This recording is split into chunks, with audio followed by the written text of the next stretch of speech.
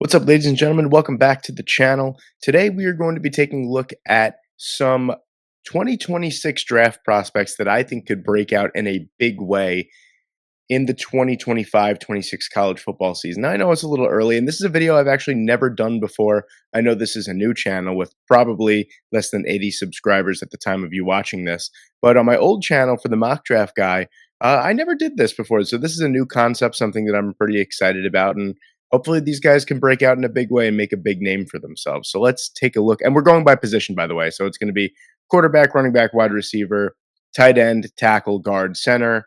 And then for the defensive side, it's going to be edge, defensive tackle, linebacker, corner, and safety.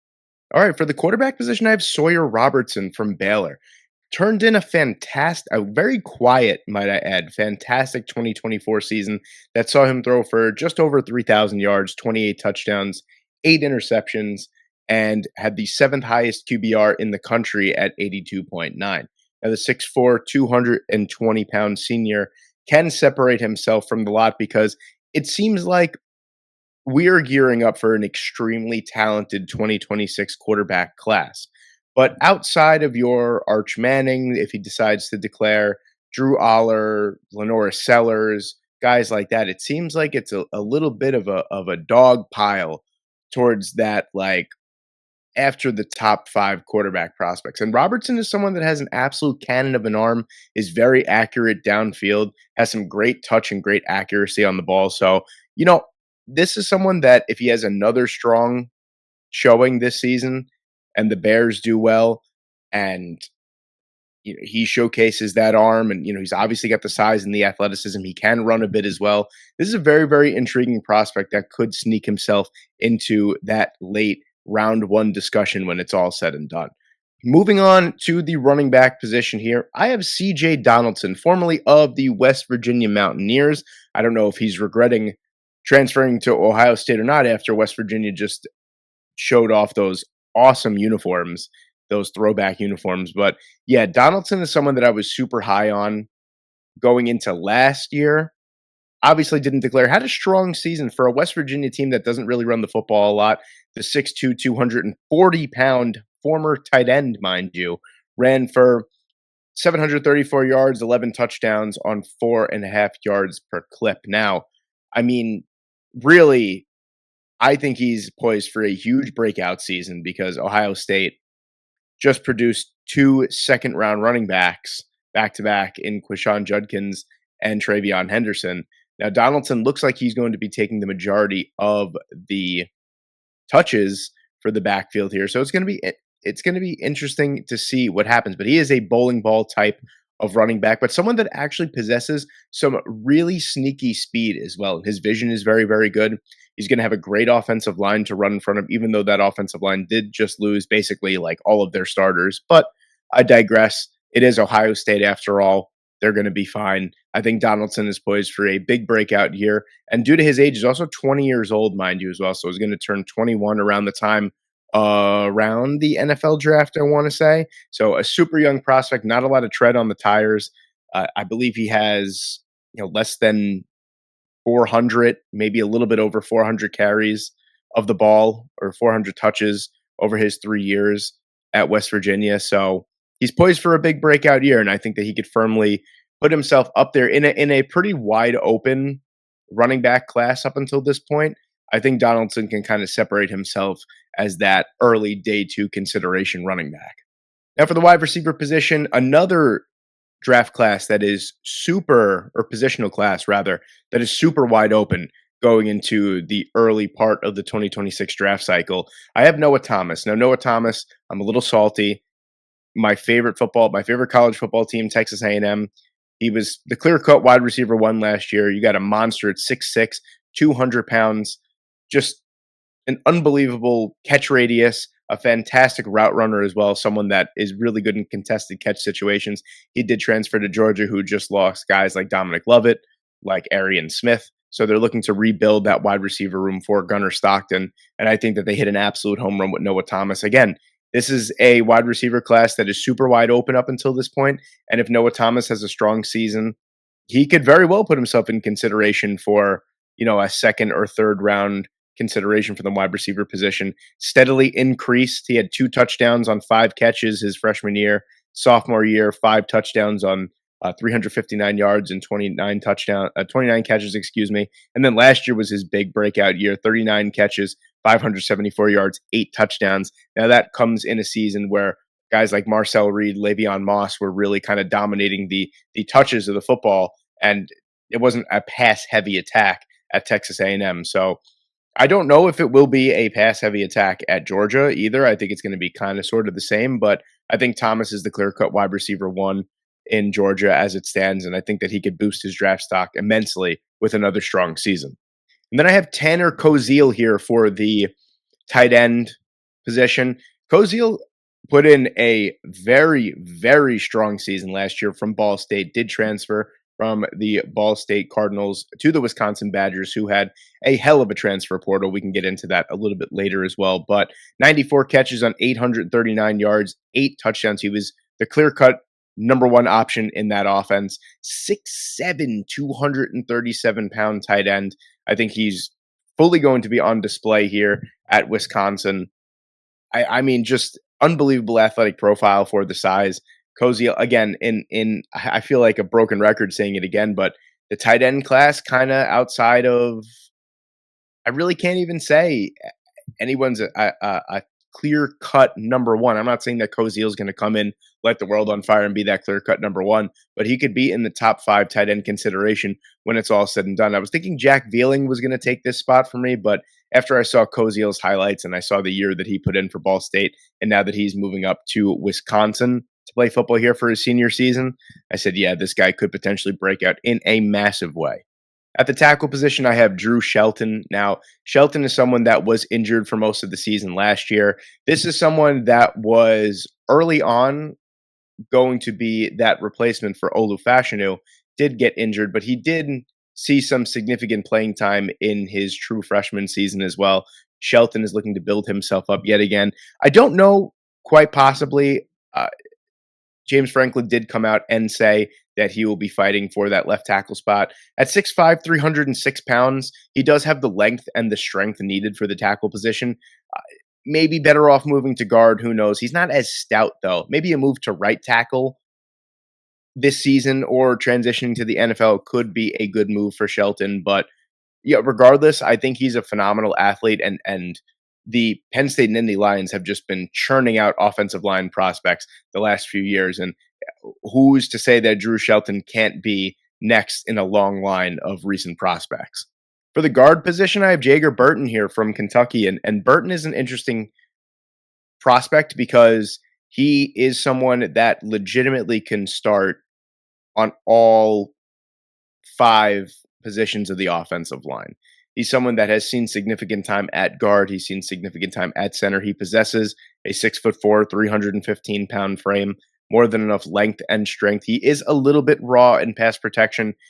He was someone that I was quite high on for the 2025 cycle, but then smartly decided to go back to Kentucky for another year. I do think that that will be nothing but an improvement for him in his draft stock. I think as long as he could polish up his pass protection, he's a mauler in the run game. As long as he could polish up on the pass protection, I think that this is an easy late day 2 type of player that after 2025 probably would have been like a late day 3 consideration type of guy just because of his overall rawness. But Burton is someone with the athletic profile that I like quite a bit, and that offensive line versatility that, if you guys know me and my old channel, I love offensive line versatility. I was a big Graham Barton fan, if you guys want to go back to real offensive line versatility. But Burton is someone to keep an eye on for sure. You want to talk about an absolute mammoth at the center position? We're going to look at Bryce Foster here, a former Texas A&M transfer. Foster is going into his senior season now, 6'5", 330 pounds. And, you know, Kansas has over the last couple of years, has developed some very fine offensive line. Think of Dominic a couple of years ago, who unfortunately undrafted, but is a tremendous, I think, found a group in Minnesota. Bryce, someone that I think is just an absolute beast. Someone that, again, same thing I said with Jager Burton, with Bryce Foster, he has that size and athletic ability to kick out to either guard position. So that's what I'm saying with guys like this, with big movers, with big athletic movers at 6'5", 330 pounds. It's almost like he's being wasted at the center position. When you have that overall athleticism, it's probably a lot easier to move out to guard so you can kick, so you could follow blocks, all that kind of good stuff. So I don't know if guard is in his future. I mean, he certainly has the size, but he's got that versatility. He's a fine overall center prospect. I'd love to see him, kind of touch up. Again, he's a little raw as a run blocker. He kind of gets pushed back at the point of attack, which I would love to see him kind of use that big 6'5", 330-pound frame to kind of, win the leverage game and get up under those pads and really push that defensive tackle back. But Bryce Foster is one of those guys that shouldn't be slept on for the 2026 draft cycle.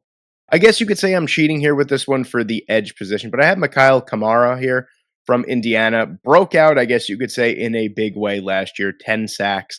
But this is an unbelievably talented draft class for the edge, for the defensive end, outside linebacker position. You have a ton of big names that are going to go in the first round. And Kamara is someone that is just coming off of back-to-back awesome seasons, 51 total tackles in 2023 with 7.5 sacks, 4 forced fumbles. Last year was 10 sacks. He did follow Kurt Signetti from James Madison to Indiana, and in a big way at 6'1", 265 pounds. He's someone that you wouldn't really expect right away to be that, dominant edge rusher, but he plays with a real edge, no pun intended.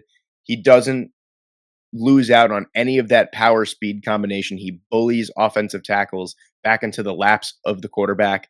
He's someone that I really think can separate himself quite a bit with another strong. I'm not going to go double digit sacks.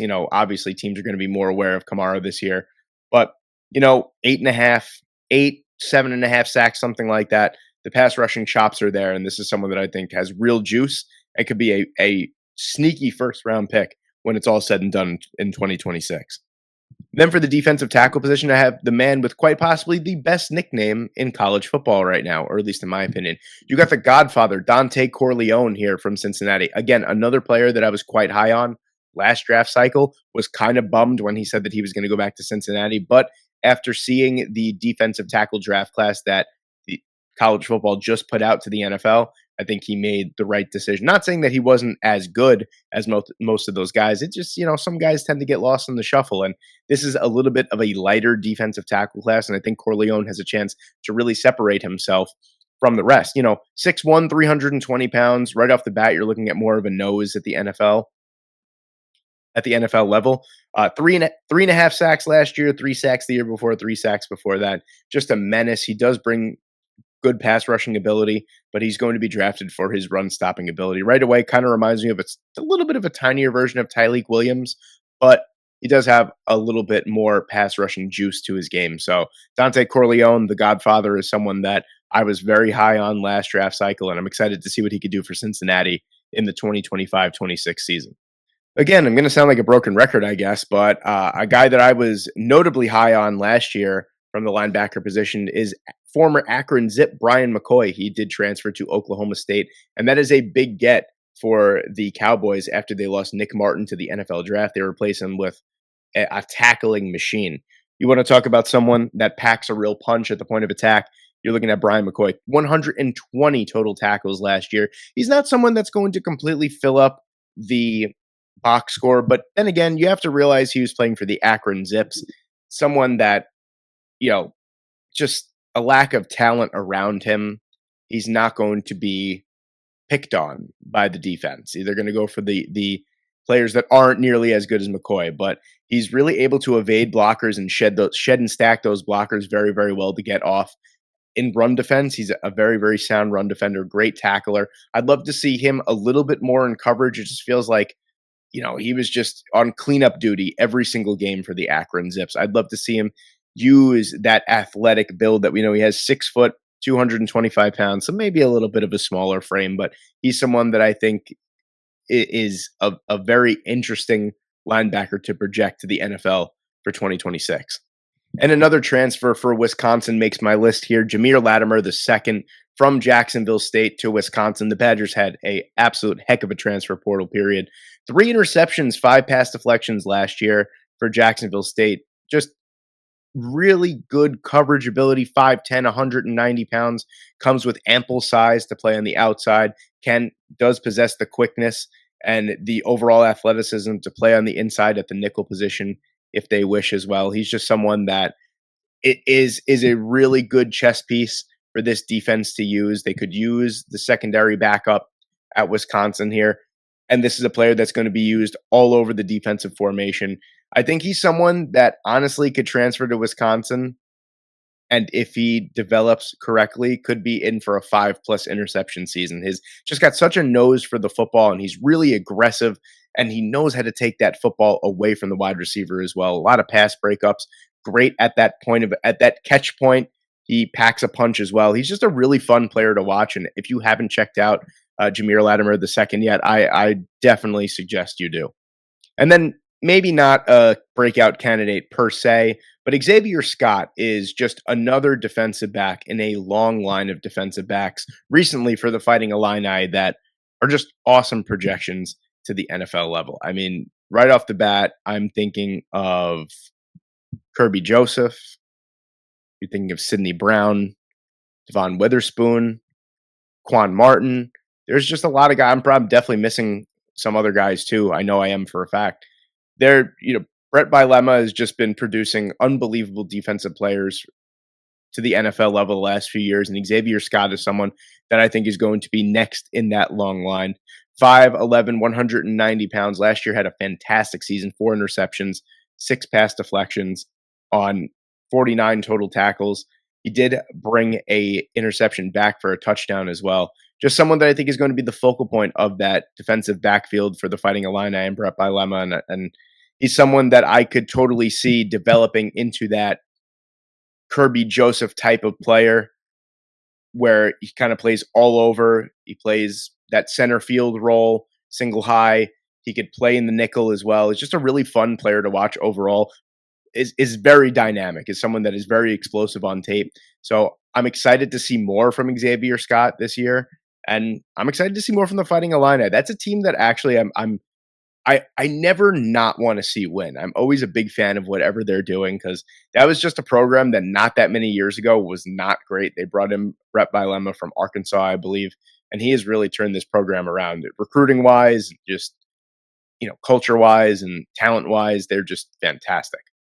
And there you have it, ladies and gentlemen. There are my breakout players from each position for the 2026 NFL draft. Let me know what you guys think in the comment section below. If you guys have a gem or a breakout player that you think I missed, please let me know in the comment section below. If you enjoyed today's video, please leave a like, please subscribe. Thank you guys so much for watching today. I hope you enjoyed, and I hope I see you in the next one.